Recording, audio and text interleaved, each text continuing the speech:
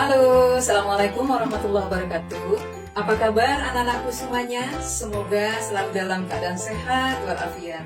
Amin ya robbal alamin. Jumpa lagi di media pembelajaran IPA SMP MTS bersama Sun 6 Channel. Anak-anakku yang ibu banggakan, pertemuan kita kali ini akan membahas tentang reproduksi pada tumbuhan, di mana kompetensi dasar 3.2 untuk aspek pengetahuannya adalah menganalisis sistem perkembangbiakan pada tumbuhan dan hewan, serta penerapan teknologi pada sistem reproduksi tumbuhan dan hewan. Nah, sedangkan untuk aspek keterampilannya adalah menyajikan karya hasil perkembangbiakan pada tumbuhan. Nah, anak-anakku semuanya, pada pertemuan minggu yang lalu, kita sudah membahas tentang sistem reproduksi. Tentunya, kalian semua sudah paham apa sih arti dari reproduksi itu? Ada yang tahu? Pastinya sudah tahu semuanya. Bahwa semua jenis makhluk hidup yang ada di muka bumi ini memiliki kemampuan reproduksi, yaitu berkembang biak. Nah, berkembang biak ini tujuannya adalah demi kelangsungan hidup dan kelestarian jenisnya. Oleh karena itu, tidak terkecuali dengan tumbuhan. Nah, pada tumbuhan ada dua macam proses reproduksi. Yang pertama adalah perkembangbiakan atau reproduksi secara vegetatif, yang disebut juga dengan aseksual. Sedangkan yang kedua adalah perkembangbiakan secara generatif atau disebut dengan perkembangbiakan seksual. Indikator yang harus kalian kuasai pada pertemuan kali ini yaitu ada 4. Nah, yang pertama adalah kalian harus mampu menjelaskan apa saja sih macam-macam reproduksi yang terjadi pada tumbuhan. Itu yang pertama. Yang kedua, kalian harus mampu memberikan contoh tumbuhan apa saja yang berkembang biak secara vegetatif. Nah, indikator yang ketiga adalah kalian juga harus mampu menjelaskan apa saja tumbuhan yang berkembang biak secara generatif. Nah, adapun indikator yang keempat adalah tentang aspek keterampilan, yaitu kalian mampu menyajikan karya hasil perkembangbiakan pada tumbuhan. Nah, itu dia ya indikator yang wajib kalian ketahui. Oleh karena itu, mari segera kita saksikan pada tayangan berikut. Selamat menyaksikan. Materi kita kali ini adalah sistem reproduksi pada tumbuhan dan hewan. Ya, peta konsepnya kita lihat reproduksi pada makhluk hidup terdiri atas reproduksi vegetatif dan reproduksi generatif. Yang kita bahas kali ini adalah reproduksi vegetatif pada tumbuhan, meliputi ada rizoma, umbi lapis, umbi batang, umbi akar, ada tunas, tunas adventif, stolon, spora, fragmentasi, tunas, dan partenogenesis. Itu untuk yang hewan ya. Lalu yang berikutnya reproduksi secara generatif. Bagaimana pada tumbuhan dan hewan? Kita lihat caranya. Untuk pada tumbuhan, caranya adalah penyerbukan dan fertilisasi. Sedangkan pada hewan, caranya adalah fertilisasi internal dan fertilisasi eksternal. Sistem reproduksi pada tumbuhan ada yang dapat melakukan reproduksi secara vegetatif atau aseksual. Juga ada yang dengan secara generatif atau seksual.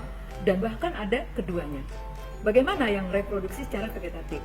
Yaitu cara reproduksinya tanpa didahului oleh peleburan sel kelamin jantan dan betina.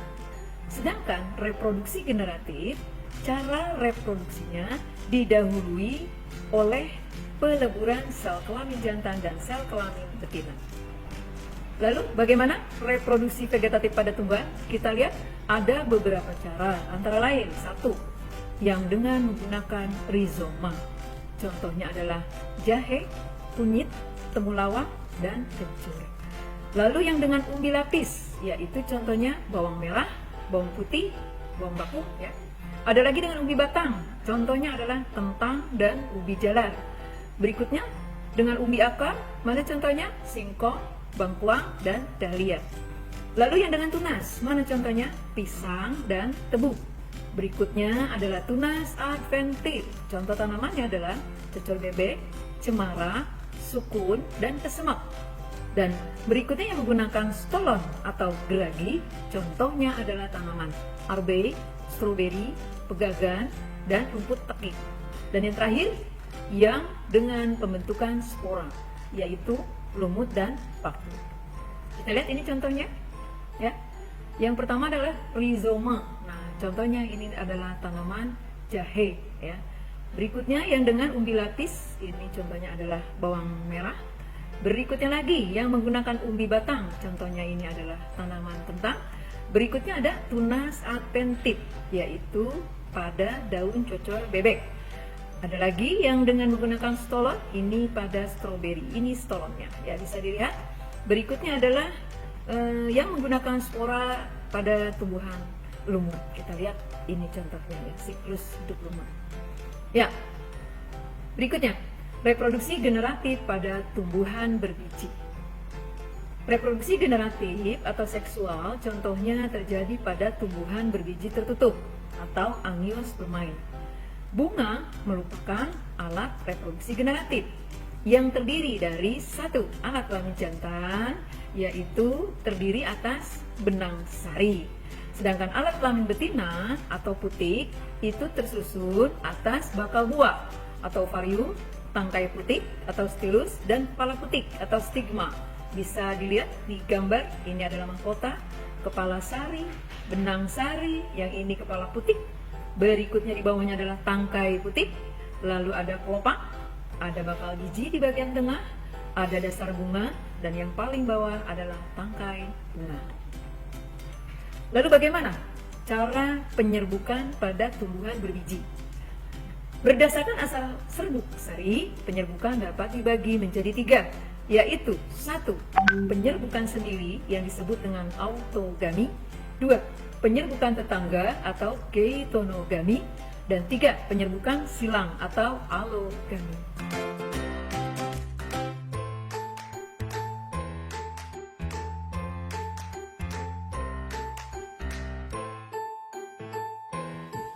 Ya, anak-anakku semua yang Ibu banggakan, demikianlah paparan Ibu kali ini tentang sistem reproduksi pada tumbuhan.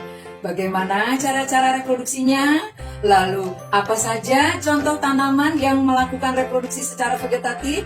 Juga, apa saja jenis-jenis tanaman yang melakukan reproduksi secara generatif? Dan bagaimana hasil karya yang akan kalian buat nanti untuk laporan pada sistem reproduksi tumbuhan untuk aspek keterampilan. Ya, anakku semuanya, Ibu rasa cukup materi Ibu kali ini. Mudah-mudahan bermanfaat dan kalian dapat memahaminya dengan baik. Akhir kalam, Ibu tutup. Billahi taufiq wal hidayah. Wassalamualaikum warahmatullahi wabarakatuh.